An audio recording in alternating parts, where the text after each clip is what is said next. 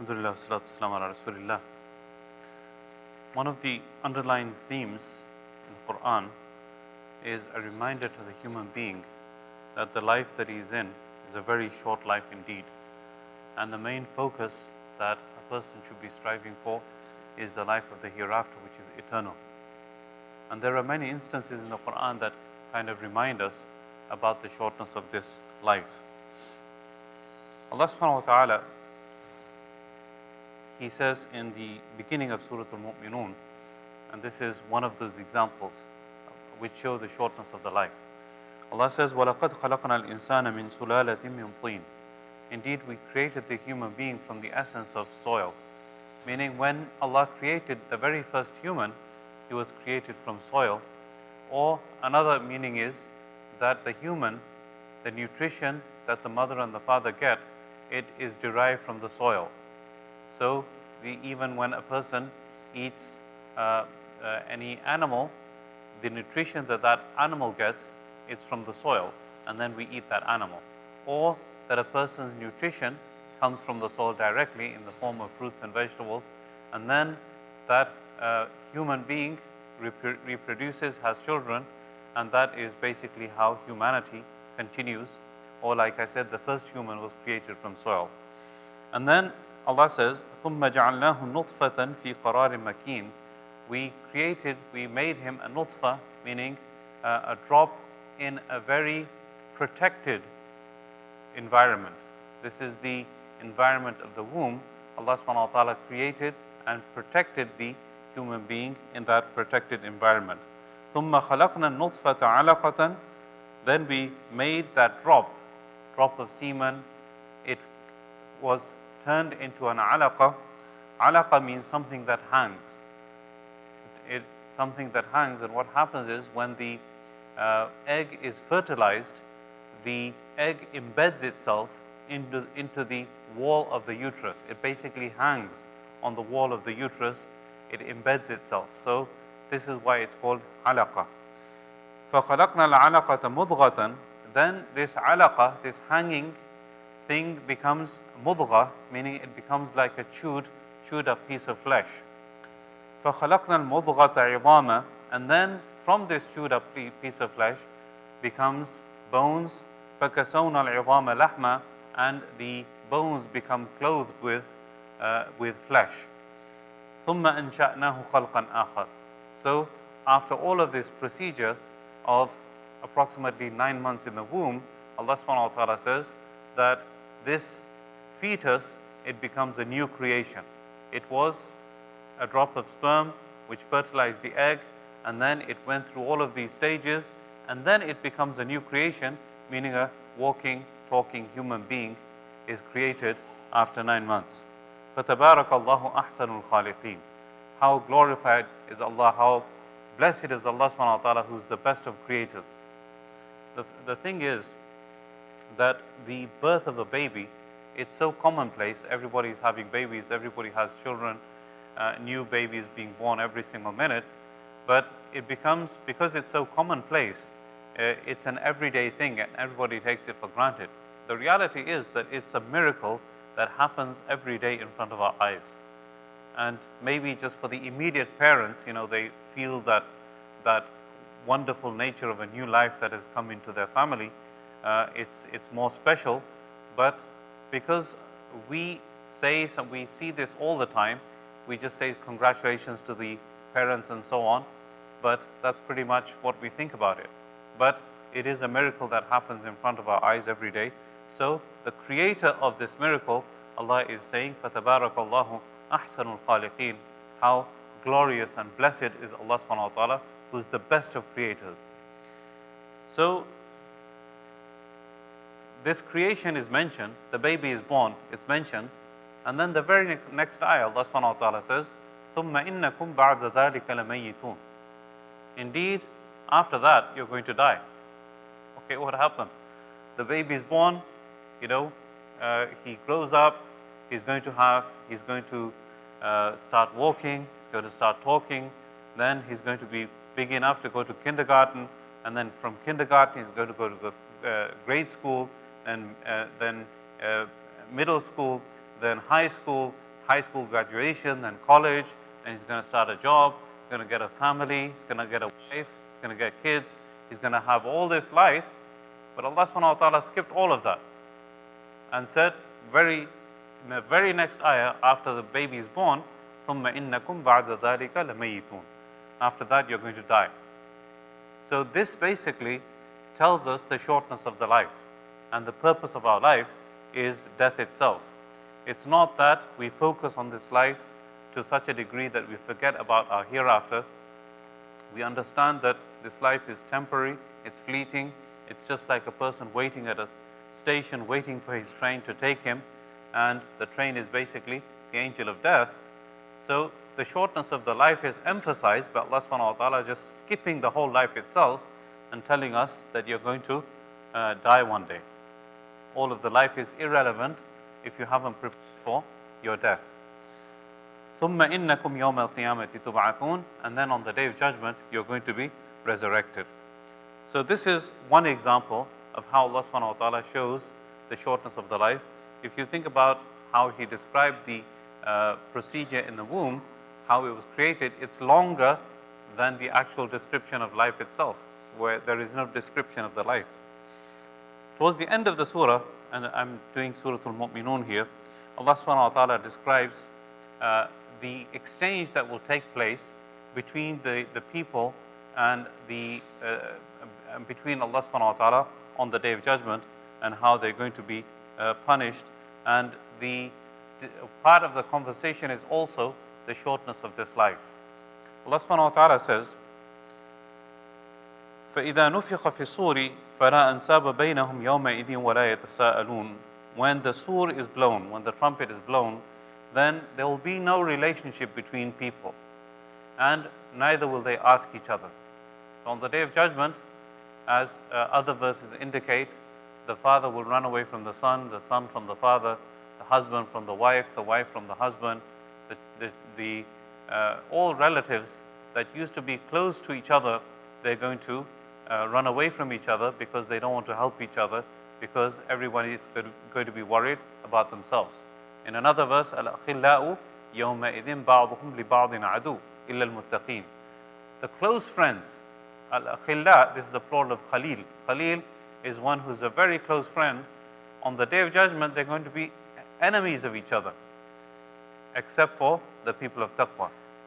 So, فَلَا أَنْسَابَ بَيْنَهُمْ, there's not going to be any relationship between the people, and neither will they ask each other, or will they be able to ask each other for anything. The only thing that will matter is the person's own a'mal. فَمَنْ ثَقُلَتْ مَوَازِينُهُ فَأُولَٰئِكَ هُمُ الْمُفْلِحُونَ. The person whose deeds become heavy, then those people are going to be successful. وَمَنْ خَفَّتْ مَوَازِينُهُ فَأُولَٰئِكَ الَّذِينَ خَسِرُوا أَنفُسَهُمْ فِي جَهَنَّمَ خَالِدُونَ. Those people whose deeds become light, those are the ones that were at a loss. They are losing out on the day of judgment, and they're going to be in the hellfire forever and ever. So we see this again and again mentioned in the Quran, the weight of the deeds that are going to be done, the good deeds, bad deeds being weighed. And this is something that especially the Christians criticize Islam for, that how come you focus so much on deeds, and the fact that your deeds are being counted, your deeds are being multiplied, and you're getting good deeds. Why is it? Can you not just rely on the mercy of God, or the grace of God, as the Christians call it? The answer to that is that the Prophet ﷺ, in particular, he said that none of you will enter paradise except through the mercy of Allah subhanahu wa ta'ala. The Sahaba said, وَلَا أَنْتَ يَا رَسُولَ اللَّهِ, not even you, O Prophet of Allah. The Prophet ﷺ said, وَلَا أَنَا إِلَّا أَنْ يَتَغَمَّدَنِي اللَّهُ بِرَحْمَةٍ مِّنْهِ, not even me, except if Allah subhanahu wa ta'ala, He covers me with His mercy. So even the Prophet ﷺ relied upon the mercy.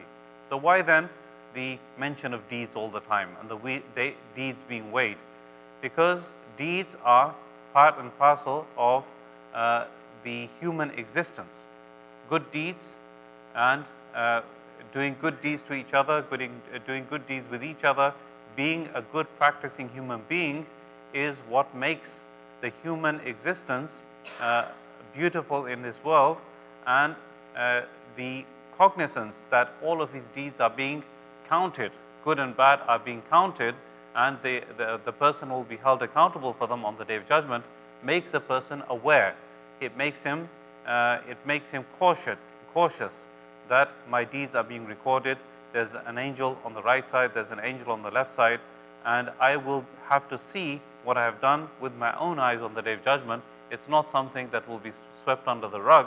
So that's why Allah subhanahu wa ta'ala, He makes us recognize that we are going to be held accountable for our deeds, good or bad. So that's why we need to be careful. Other than that, if we were to compare our deeds with the mercy of Allah subhanahu wa ta'ala and all that He's given us, then our deeds are really irrelevant in the greater scheme of things. They are irrelevant in comparison to the eyes that He gave us, in comparison to the ability to walk, the ability to talk, the ability to remember things, the ability to digest our food, the ability to taste our food, and all of the things that Allah subhanahu wa ta'ala blessed us with. These are nothing in comparison to the deeds are nothing in comparison to these blessings that Allah subhanahu wa ta'ala has given us. So after that, Allah says, تَلْفَحُ وُجُوهَهُمُ النَّارُ وَهُمْ فِيهَا كَالِحُونَ. The fire will be singeing their faces, and they will be kalihun. This has two meanings. Kalih, one of the meanings is that when you have an animal that whose head has been put into the fire, and the fire is scorching the skin and the flesh off, and only the bones are remaining. This is one of the meanings of kalih. And another meaning of kalih is absan shadid. Abs means frowning. A person, obviously when he's in pain, is going to be grimacing in pain, is going to be frowning. So this is another meaning of kalih. So while they're going to be punished, this is going to be their state. أَلَمْ تَكُنْ آيَاتِي تُتْلَى عَلَيْكُمْ فَكُنْتُمْ بِهَا تُكَذِّبُونَ. Allah subhanahu wa ta'ala is going to ask them the question that weren't our ayat recited upon you and you continue to reject them. So the khatibs and the lecturers, they used to come and tell you about the verses from the Quran, and used to hear them being recited in Taraweeh, and used to have translations of the Quran, and yet you continued to reject these verses that were recited upon you. They will say, رَبَّنَا غَلَبَتْ عَلَيْنَا شِقْوَتُنَا وَكُنَّا قَوْمًا ضَالِّينَ. They will make an excuse that our bad luck overtook us. This is just our bad luck. The reality is they're not going to even admit to their mistake, and they're going to refer to it as bad luck, and they will say that we became misguided. وَكُنَّا قَوْمًا ضَالِّينَ رَبَّنَا أَخْرِجْنَا مِنْهَا فَإِنْ عُدْنَا فَإِنَّا ظَالِمُونَ قَالَ اخْسَئُوا فِيهَا وَلَا تُكَلِّمُونَ. They're going to say, oh Allah, take us out from here, and if we come back here again, meaning if you give us a chance, we go back to the world, and then if we end up back here again, then really we're going to be wrongdoers. That we're going to be truly in the wrong if we make the same mistake twice. But really there's no opportunity to make that same mistake twice, because we only get one chance to get it right. Allah subhanahu wa ta'ala is going to say to them, اخسأوا فيها ولا تكلمون. Go back and do not talk to me. إنه كان فريق من عبادي يقولون ربنا آمنا فاغفر لنا وارحمنا وأنت خير الراحمين فاتخذتموهم سخريا حتى أنسوكم ذكري وكنتم منهم تضحكون. There was a group of people that used to always turn to me, and they used to make dua to me. They used to be always in submission and humbleness to me. And you people, instead of following their footsteps and taking a lesson from them, you used to make fun of them and used to joke about them. فَاتَّخَذْتُمُهُمْ سِخْرِيًّا, meaning you used to joke about those people. حَتَّى أَنْسَوْكُمْ ذِكْرِي وَكُنْتُمْ مِنْهُمْ تَضْحَكُونَ. And you spent your life in ridiculing them to such a degree that you even forgot to remember me in the course of making fun of them. So death overtook you while you were joking and laughing about these people. And as for those people, Allah says, إِنِّي جَزَيْتُهُمُ الْيَوْمَ بِمَا صَبَرُوا أَنَّهُمْ هُمُ الْفَائِزُونَ. Those people that you used to make fun of, today I'm going to reward them and give them what they deserve because of the and they are successful people. أَنَّهُمْ هُمُ الْفَائِزُونَ. Now the exchange takes place about the shortness of the life. Allah subhanahu wa ta'ala is going to ask them, كَمْ لَبِثْتُمْ فِي الْأَرْضِ عدد سنين. Allah is going to ask them, how long did you stay in the earth? Maybe a few years, عدد سنين. The response will be from those people, لبثنا يوما أو بعض يوم فاسأل العادين. Maybe the worldly life was just like a day or part of a day. Ask the ones that were counting, ask the angels, because it seems to us, the people, the criminals will say, that the life just passed us by and it seems like one day.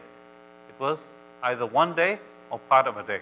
And it's easy to basically think about and talk about what is going to happen on the Day of Judgment, but us who are sitting here, 35 years old, 40 years old, 50 years old, if we reflect back on our past life, what does it feel like?